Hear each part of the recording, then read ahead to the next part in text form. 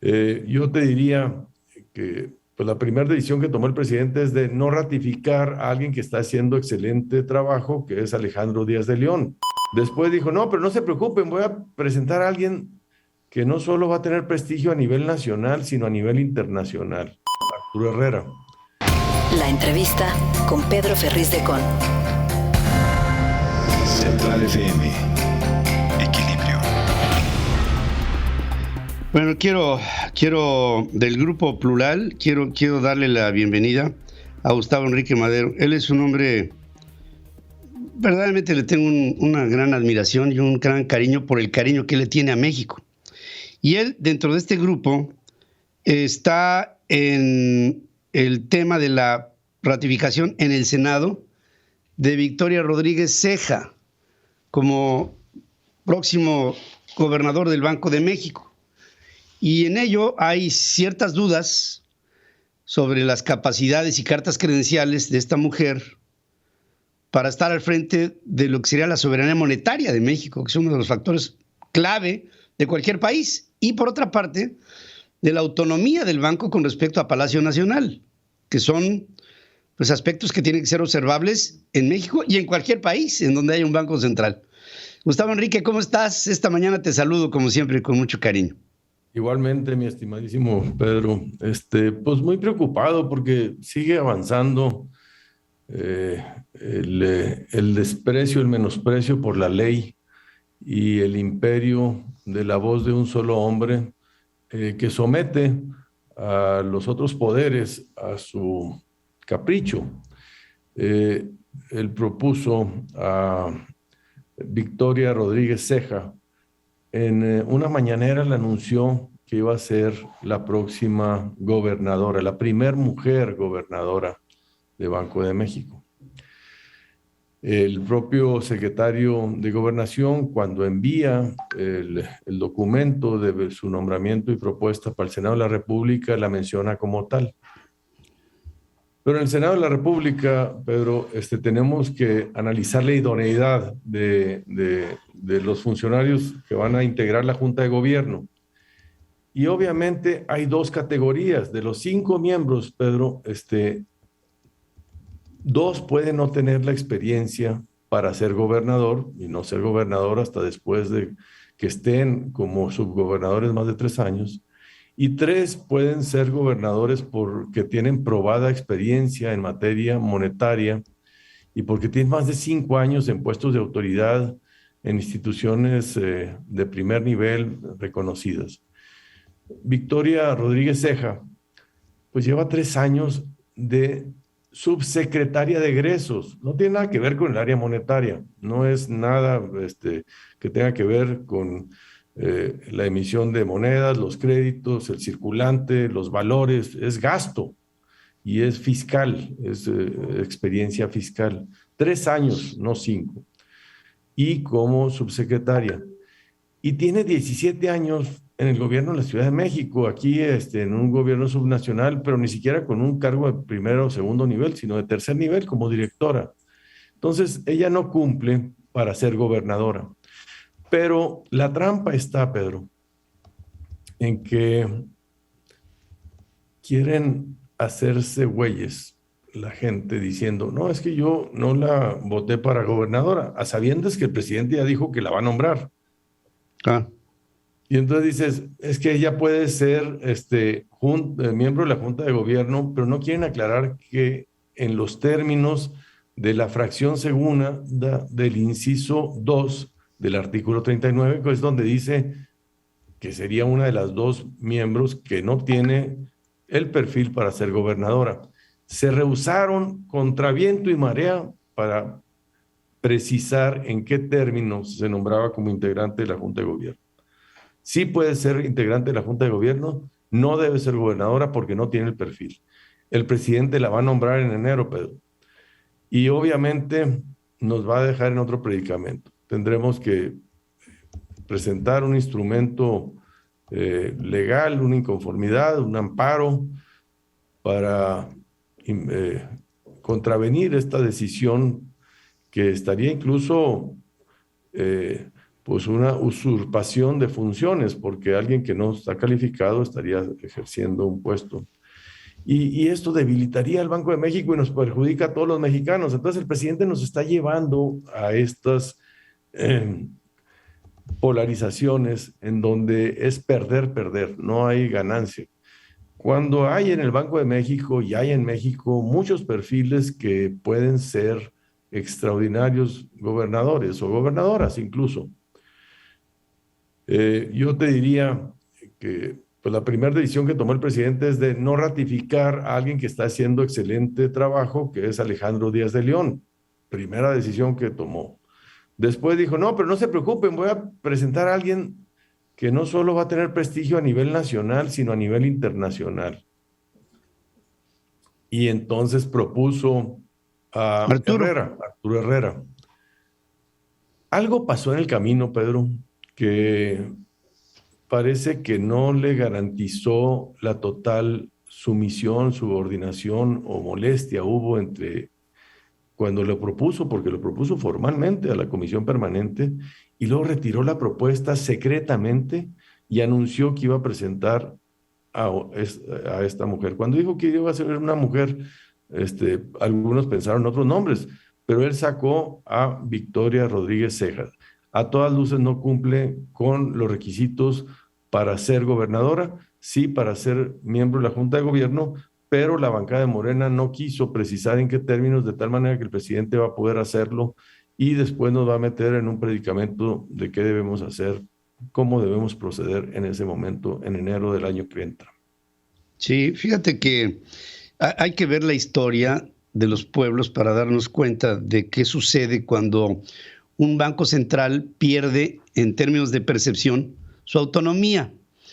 Pasó, yo recuerdo de una manera muy aguda, cuando Cristina Fernández de Kirchner era la presidente de Argentina y rompió con la autonomía del Banco Central. Vino una cadena de problemas, entró el país en insolvencia, la desconoció el Fondo Monetario Internacional, vinieron consecuencias y sobre todo, Gustavo Enrique, vino una depreciación brutal del peso argentino y vino una caída de la soberanía monetaria con una inflación brutal en la economía que reveló pobreza en Río de Janeiro, en Buenos Aires.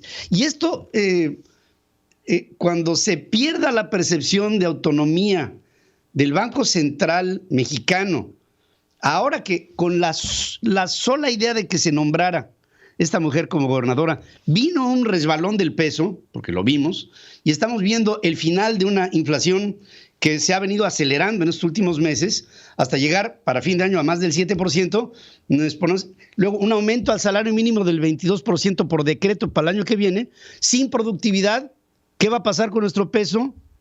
¿Qué va a pasar con nuestra soberanía monetaria? ¿Qué va a pasar con la inflación? ¿Y qué va a pasar con las decisiones que se toman en Banco de México? O sea, yo creo que la tormenta es perfecta, ¿eh? Lo has dicho muy bien. Por eso en 1994 el gran logro fue hacerlo autónomo, constitucionalmente autónomo. Quiere decir que nadie, ninguna autoridad le puede mandatar nada al Banco de México.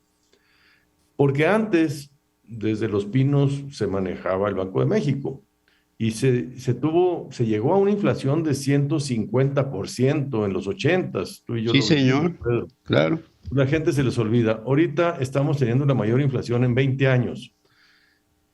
Es un reto internacional. De hecho, todavía es más compleja la situación porque ya no dependemos solo de lo que pasa en México, sino lo que pasa en el mundo. El COVID, el tapering, que es el manejo que está haciendo la Reserva de los Estados Unidos con Powell, que fue ratificado. Se fue ratificado, siendo republicano. Tenía la tentación de poner a una mujer y cambiarlo, pero no, dijo. Le da más estabilidad a los mercados, más certidumbre, dejarlo. Y el tema es que el entorno es de lo más complejo. Y llega una mujer que es la que va a tener menor experiencia. Todos los gobernadores de Banco de México que hemos tenido han trabajado en Banco de México por lo menos 5 a 10 años, Pedro. Algunos sí, señor. Hasta 20. Sí. Ella nunca ha pisado Banco de México, nunca ha trabajado en Banco de México. Yo confío en la institución porque es robusta, Pero el presidente Andrés Manuel ya va a haber nombrado 4 de los 5 miembros.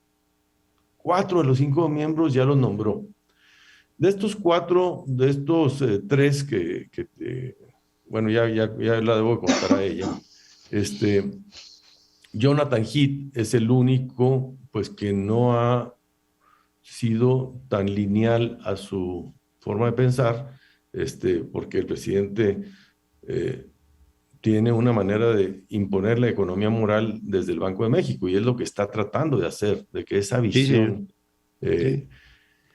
Y es donde vamos a ver qué va a suceder. Yo estoy con una expectativa, confío mucho en el Banco de México porque es una institución muy robusta, pero las decisiones se toman por la Junta de Gobierno, que son 5 votos, de los cuales 4 ya nombró este presidente, y 3 con una visión ideológica, política y lealtad al presidente que me hace dudar de si van a sobreponer la autonomía o se van a pandear, como el pandero.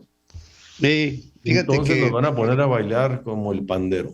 Espero que no suceda, pero ese es el reto que estaban logrando la 4T. Y te escuchaba ahorita, Pedro, yo creo que tenemos un reto, pero ahí estuve en la FIL y yo les decía, el problema ya no es el presidente, el problema somos nosotros. Nosotros tenemos que voltearnos a ver y tenemos que reaccionar de una manera eficaz, potente, poderosa, que logre resultados, que es que esto no se consolide.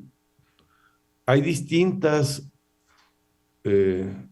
visiones de cuáles son las coyunturas para lograrlo, pero la que es la más cierta de todas es lograr una unidad de todos los que estamos preocupados para formar un proyecto unificado con un solo candidato o candidata de la oposición y formar un proyecto plural, un gobierno de coalición. Sí. Esto los partidos no lo están viendo, Pedro. Los partidos de la oposición están distraídos, están en su lógica de seguir administrando sus pequeños espacios, que no se dan cuenta que vienen a la baja estrepitosamente. El PRD a punto de extinción, de desaparición, ya no tiene gubernaturas. El PRI, que empezó con 12 gubernaturas, posiblemente termine en 2 o en 3 para el 24, y el PAN lo mismo. Sí, y no lo ven, no lo ven. Entonces, lo único que quiero yo es voltear el reto y el emplazamiento a nosotros mismos y decir, y para hacerlo, Pedro, una condición veo yo que sería necesaria. Necesitamos perdonarnos y dejarnos de poner moños, porque muchas veces dicen, no, es que si está yo no voy, o no, la regó. A ver, si todos estamos convencidos de que no es el camino, tenemos que construir uno distinto juntos. Claro. Y no debemos de equivocarnos, porque creo que nada más tenemos una oportunidad, una bala, y es el 2024. Sí, señor. Ahí te la dejo. Pues lo dejas muy bien, Gustavo Enrique. Yo creo que tenemos que hacer un acto interior de pensar que somos parte del problema y somos la solución. Y por eso yo insisto en que somos México. México es mucho más que una persona o un grupo de personas que no tienen idea, Gustavo. Porque mira, hemos tenido gobiernos malos. Hemos tenido gobernantes y políticos malos al frente del país. Unos más, otros menos, pero finalmente ha habido un margen, un parámetro. Pero esto es el triunfo de la estulticia. Pareciera que van con una agenda contraria al sentido al que va el mundo y de las pautas. Decía por ahí don Jesús Reyes, la forma es fondo, hombre. Digo, la forma en la que están tratando de proponer esto es, en el fondo, una brutal ignorancia. El decretazo de pasarte por el arco del triunfo a todas las instituciones. No, pero lo que nos faltan son reflejos sociales. de indignación, capacidad de que cuando un presidente haga eso, pues surja una respuesta contundente, que no sucede, Pedro. Tenemos que darnos cuenta que tenemos un déficit de ciudadanía empoderada para poderle dar... Tenemos harto habitante y poco ciudadano, es lo que tenemos.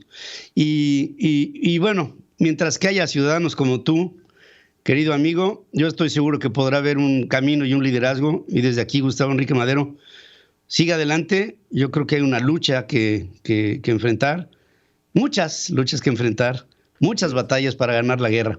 Te mando un abrazo con todo mi cariño. Mi querido Pedro, lo mismo. Igual, Gustavo Enrique Madero, un hombre de México, comprometido con México, no de hoy, sino de muchos años, y desde aquí mi respeto. Central FM. Equilibrio.